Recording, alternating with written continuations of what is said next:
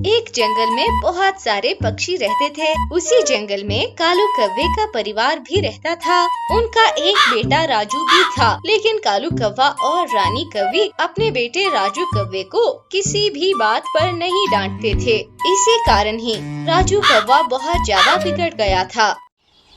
अरे अरे कालू कौवे, आज मैं इस राजू कौवे को नहीं छोड़ूंगी। इसे इतना मारूंगी कि इसका पर तोड़ दूंगी, जैसे कि इसने मेरे बेटे का पर तोड़ा है।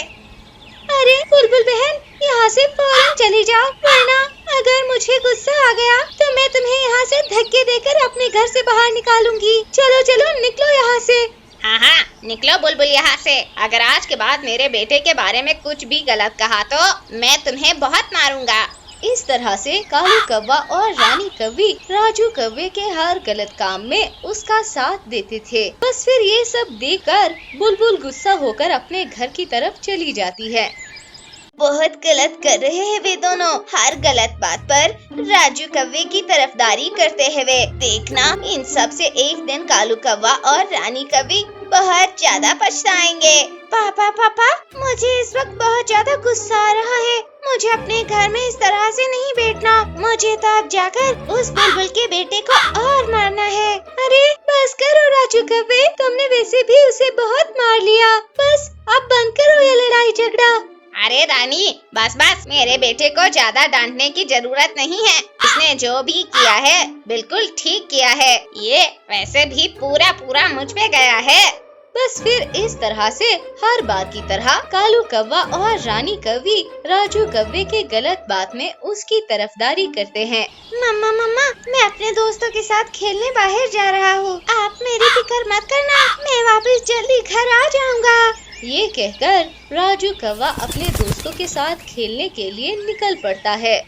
अरे वो राजू कौवे, मैं तो तुम्हारा ही इंतजार कर रहा था।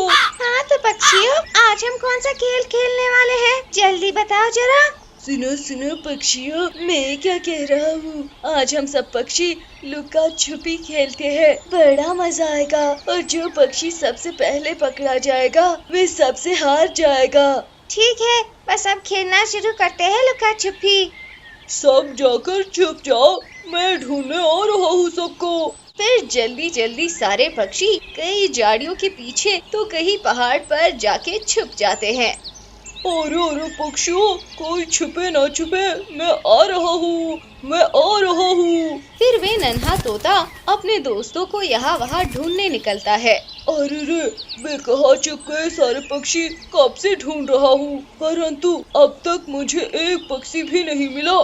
तभी नन्हे तोते को राजू कौवा एक जगह नजर आता है, तो वे नन्हा तोता फौरन से राजू कौवे के पास जाता है। राजू कौवे, बाहर आ जाओ। तुम तो झाड़ियों के पीछे छुपे हो, परंतु तुम्हारी ये पूंछ नजर आ रही है। फिर राजू कौवा झाड़ियों से बाहर आता है। मैंने ढूंढ लिया राजू कौवे, मैंने तुम्हें ढूंढ लिया, तुम हार गए। अरे नहीं तोते, मैं हारा नहीं हूँ। मैं तो खुद तुम्हारे सामने आया हूँ और मैं हारा नहीं हूँ। तुम झूठ क्यों बोल रहे हो राजू कौवे? अब हार गए हो तो अब हार मान भी लो ना। तोते, तुम्हें बोला ना कि मैं हारा नहीं हूँ, मतलब मैं नहीं हारा। अब तुम बिला वजह मेरे सामने बहस मत करो और मान लो कि मैं हारा नहीं हूँ। जो हारता है उसे गुस्सा भी आता है, इसीलिए तुम्हें गुस्सा आ रहा है। तुम हारे हो राजू कौवे।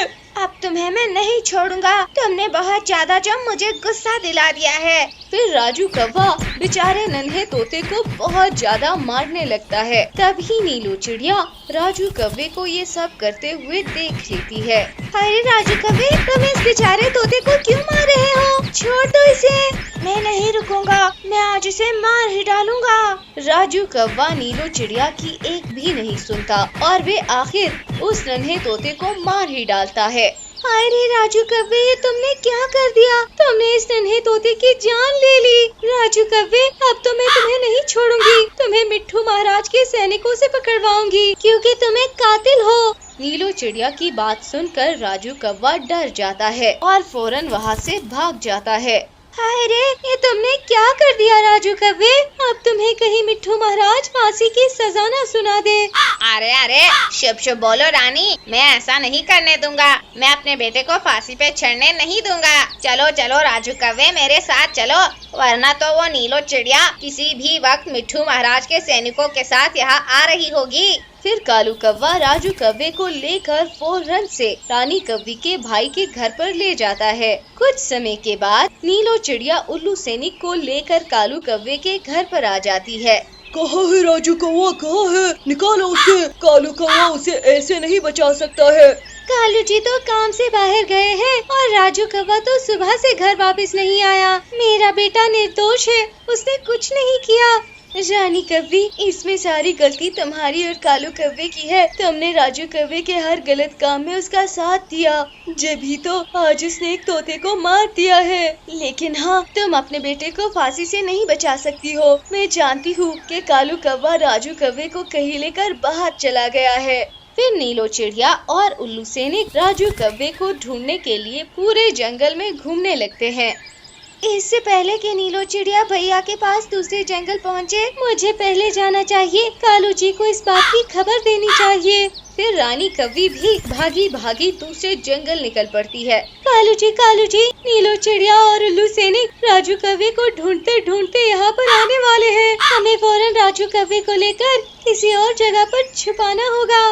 अरे रे, ये नीलो चिड़िया तो बहुत ज्यादा ही शातिर निकली। मेरे नन्हे से राजू कव्वे को फांसी पर चढ़ाकर ही दम लेंगी। बस मम्मा, अब मैं कहीं नहीं भागूंगा। आ जाने दो नीलो आंटी को। मैं तोते की तरह नीलो आंटी को भी मार डालूंगा। ये क्या कह रहे हो राजू कव्वे? मुझे तो लगा था तुमने तोते को गलती से मार दिया है और तुम्हें बहुत ज्यादा शर्मिंदगी होगी, परंतु तुम्हें तो अपनी गलती का जरा भी एहसास नहीं है। मम्मा, मैंने कोई गलत काम नहीं किया और आप दोनों ही तो कहते थे कि किसी से मत डरना, और अगर मैंने ऐसा वैसा कुछ कर भी दिया तो आप दोनों संभाल लोगे ना?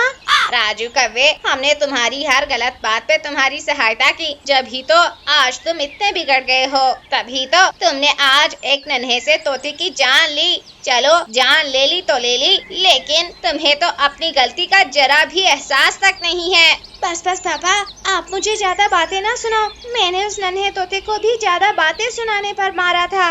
मतलब क्या है तुम्हारा? क्या तुम अब राजू जी को भी मार दोगे? बस राजू कव्वे, बस। मैंने तुम्हें बहुत सर पे चढ़ा लिया। अब तो तुम्हें फांसी की सजा होनी ही चाहिए। कालू कव्वे की बात सुनकर राजू कव्वा सामने पड़ा हुआ चाकू उठा लेता है। बस पापा, अगर आप मुझे नीलो आंटी के हवाले करेंगे तो मैं आपको भी इस चाकू से मार दूंगा। मैं अपनी बचाव के लिए कुछ भी कर सकता हूँ।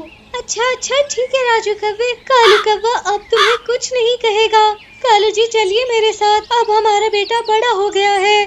बस तभी रानी कव्वी का भाई राजू कव्वे को पकड़ लेता है और राजू कव्वे के परों से चाकू भी छूटकर जमीन पर गिर जाता है। कल का बच्चा चाहे कितना भी बड़ा कातिल बन जाए, परंतु मुझसे बड़ा नहीं हो सकता। तुम दोनों को पता है वहाँ तोता और तोती कितने ज्यादा रो रहे हैं। इस राजू कव्वे ने उन दोनों के साथ बहुत ज्यादा गलत किया है।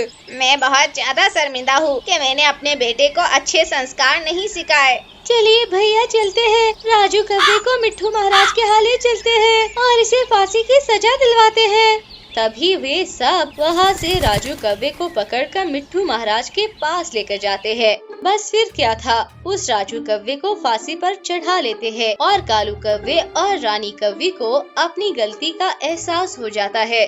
तो आप सबसे गुजारिश है कि अपने बच्चों को अच्छे संस्कार सिखाएं, वरना कल को आप ही को परेशानी हो सकती है। अगर आप सबको ये कहानी अच्छी लगी तो हमारे चैनल को जरूर सब्सक्राइब कीजिए और वीडियो को लाइक कीजिए। ये कहानी एक बहुत ही बड़े और खूबसूरत से जंगल की है। उस जंगल में सभी प्रकार के पक्षी रहा करते थे। जंगल में एक मीनू चिड़िया अपने पति मानो चिड़े के साथ रहा करती थी। मानो चिड़े की जंगल में अपनी एक बहुत बड़ी खेत थी। फिर एक दिन यूँ हुआ कि नीलो चिड़िया और मानो चिड़ा अपनी फसल के पास गए और वहाँ पर बैठ गए और वह एक दोनों से बातें कर रहे थे। मीनू चिड़िया, जरा देखो तो दिन ब दिन हमारी फसल कितनी बड़ी और ज्यादा भरी होती जा रही है। हाँ मानो चिड़े, पर अगर हमारे पास फसल लगाने के लिए सामान थोड़ा ज्यादा होता तो मैं भी तुम्हारे साथ ही फसल लगा लेती। लेकिन पर मीनू चिड़िया, ये भी तो देखो ना कि हमारे पास तो एक ही कुल्हाड़ी है जिससे सारा दिन खेत से मैं ही सब्जियां काटता हूँ।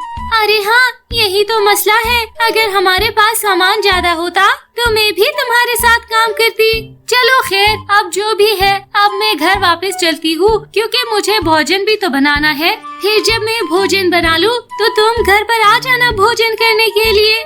फिर ऐसा कहकर मीनू चिड़िया तो वहाँ से चली जाती है और मानो चिड़ा वही खेत में खुदाई कर रहा होता है। तभी खुदाई करते समय उसे खेत में से एक बड़ा सा मटका मिल जाता है। अरे ये इतना बड़ा मटका इस फसल की मिट्टी के अंदर क्या कर रहा है? ये तो काफी ज्यादा बड़ा है। अच्छा चलो, मैं रात को घर जाते हुए इस मटके को अपने साथ लेकर जाऊंगा। अब पूरा दिन वे मानो चिड़ा काम करते करते थक जाता है। अरे भाई, आज कितनी गर्मी है। चलो मैं अपनी एक कुल्हाड़ी इस मटके के अंदर रख देता हूँ, फिर जाके एक पेड़ के नीचे में थोड़ा सा आराम कर लेता हूँ, फिर उसके बाद घर चला जाऊंगा। फिर मानो चिड़ा मटके में कुल्हाड़ी रख कर वहाँ पर आराम ही कर रहा होता है कि उसकी आँख लग जाती है। फिर अब काफी देर के बाद जब मानो चिड़े की आँख खुलती है, फिर वो जब उठ के देखता है तो क्या होता है कि जिस मटके में उसने एक कुल्हाड़ी रखी थी अब वो 2 हो गई है। अरे ये क्या, इसमें तो मैंने एक ही कुल्हाड़ी रखी थी। अरे ये क्या हो गया, मैं सो क्या गया? मेरे मटके में तो किसी ने दूसरी कुल्हाड़ी रख दी है। ये किसने मेरी मटके में 2 कुल्हाड़ियाँ रख दी है। अच्छा चलो, अब जो भी है, अब मेरे घर जाने का समय आ चुका है। चलो मैं ये दोनों कुल्हाड़ियाँ अपने घर लेकर चलता हूँ। फिर वे मानो चिड़ा अपने घर उस मटके और 2 कुल्हाड़ियों के साथ आता है। अरे मानो चिड़े, ये तुम्हें ये एक मटका और कुल्हाड़ी कहाँ से मिली जो तुम घर पर लेकर आए हो? अरे नीलू चिड़िया, मैं बताता हूँ तुम्हें कि ये सब मुझे कैसे मिला। दिन भर जब मैं खुदाई कर रहा था तो मुझे जमीन के नीचे से ये मटका मिला। फिर सारा दिन खुदाई करने के बाद मैं काफी ज्यादा थक गया था। फिर मैंने इस मटके के अंदर अपनी कुल्हाड़ी रखी और मैं आराम करने गया, लेकिन फिर मेरी आंख लग गई। जब मैं उठा तो मैंने देखा कि मेरी एक कुल्हाड़ी की जगह अब इस मटके में 2 कुल्हाड़ियाँ हैं। लेकिन फिर मेरे घर आने का समय आ गया था, इसलिए मैंने किसी से इसके बारे में कुछ न पूछा। तभी मैं इसको अपने घर लेकर आ गया। तभी मानो चिड़ा नीलो चिड़िया को वो सारी बात बता रहा होता है। अरे मानो चिड़े, मुझे तो लगता है कि ये कोई जादुई मटका है। इस मटके में अगर हम एक चीज डालेंगे और 2 होकर निकलेगी। जैसे तुमने इसमें एक कुल्हाड़ी रखी और तुम्हें 2 कुल्हाड़ियाँ मिल गई। मानो चिड़े, क्यों ना इस मटके के अंदर मैं अपने घर का राशन रख दूं। अगर वो भी ज्यादा हो गया तो हम समझ लेंगे कि ये कोई जादुई मटका है। अब नीलू चिड़िया और मानो चिड़ा अपने घर के मटके में अपने घर का अनाज डालकर उसके ज्यादा होने के लिए इंतजार करते हैं। बस फिर क्या था, अब जब थोड़ी देर के बाद वो दोनों उस मटके के अंदर देखते हैं तो उनका अनाज काफी ज्यादा हो गया होता है। अरे वाह नीलू चिड़िया, तुम्हारा अंदाजा तो बिल्कुल ठीक निकला। सच में ये तो जादुई मटका है। देखो अनाज कितना ज्यादा हो गया। हाँ मानो चिड़े, चलो अब हम एक काम करते हैं। हम अपनी जरूरत की सब चीज इसमें एक बार डालते हैं ताकि ज्यादा हो जाए।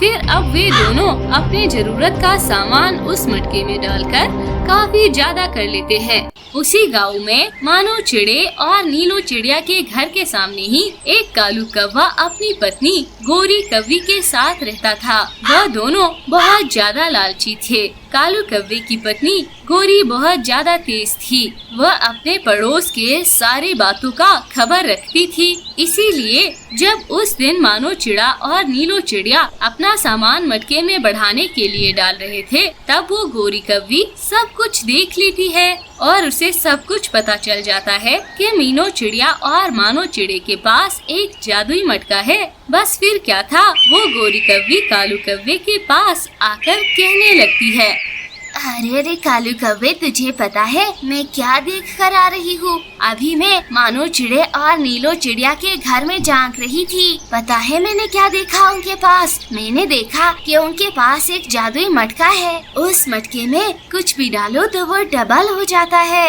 वैसे कालू कौवे, अगर वह मटका किसी तरह हमारे हाथ लग जाए तो हमारे तो मजे ही मजे है। हाँ हाँ गोरी कौवी, ठीक है, वह मटका तो हमारे ही पास होना चाहिए था। अब देखना, आज रात ही हम उनके घर से वे मटका चुराकर अपने घर को ले आएंगे। बस अब फिर थोड़ी ही देर में रात हो जाती है। नीलो चिड़िया और मानो चिड़े के सोते ही कालू कौवा और गोरी कौवी उनके घर से मटका उठाकर अपने घर में लेकर आते हैं। अरे कालू देखो, अब मैं इस मटके के अंदर अपना जेवर डालकर बढ़ाती हूँ। हाँ हाँ ठीक है गोरी कौवी, तुम ये करो, फिर मैं उसके बाद अपने घर का सारा अनाज इसमें डालकर बढ़ा लूँगा। फिर अब वे दोनों तो काफी ज्यादा लालची होते हैं। उन्हें लग रहा होता है कि पता नहीं उनके हाथ क्या लगा है। वह दोनों तो अब सब कुछ उस मटके के अंदर डाल रहे थे और डबल करते जा रहे थे। उन दोनों ने अपना घर तो सामान से भर लिया था। फिर अब अगले दिन जब मानो चिड़ा और नीलो चिड़िया जागते हैं तो वह देखते हैं कि उनके घर से मटका तो गायब था। अरे देखो, हमारा मटका चोरी हो गया है और मुझे पता है कि ये जरूर किसका काम होगा। तुम्हें तो पता है वो गोरी कौवी सबके घरों में झांकती है, जरूर उसने हमें देख लिया होगा और वह हमारा मटका चुरा कर ले गई होगी। हाँ नीलो चिड़िया, तुम सही कह रही हो, वे दोनों बहुत लालची है। वे जरूर उस मटके से चीजें ज्यादा कर रहे होंगे। चलो अब हम दोनों जल्दी जल्दी उनके घर जाते हैं। फिर अब वे दोनों जल्दी से कालू कौवे के घर में आ जाते हैं तो वो देखते हैं कि कालू कौवे और गोरी कौवी ने तो सारा घर जेवर और अनाज से भर दिया होता है। देखा मानो चिड़े, जैसा हमने सोचा था यहाँ पर तो उससे भी ज्यादा हो गया। अरे भाई कालू कौवे, तुमने हमारा मटका चुराने की हिम्मत कैसे की? अरे अरे नहीं, ये तुम्हारा मटका नहीं है, बल्कि ये तो मेरा मटका है। अगर ये तुम्हारा मटका है तो तुम कोई सबूत दिखाओ कि ये तुम्हारा मटका है। अरे वाह भाई वाह, उल्टा चोर कोतवाल को डांटे। एक तो चीज भी हमारी है और तुम सबूत भी हमसे मांग रहे हो। अरे जो भी है, अब ये मटका हमारा है, अब हम ये तुम्हें नहीं देंगे, तुम दोनों इसे भूल जाओ। अच्छा ऐसी बात है, तो फिर अब देखो मैं क्या करता हूँ तुम दोनों के साथ। बस फिर क्या था, वो मानो चिड़ा गुस्से में आकर उस मटके को तोड़ देता है। उस मटके के टूटते ही कालू कौवे और गोरी कौवी ने जो सामान डबल किया था वो गायब हो ही जाता है और साथ साथ जो उन्होंने मटके में अपना सारा सामान डाला था वो भी चला जाता है। अरे भाई, ये क्या किया तुमने मानो चिड़े? हम तो लुट गए, हम तो बर्बाद हो गए। हाँ कालू कौवे, हमारे सारे दाने और हमारा जेवर भी चला गया हमसे।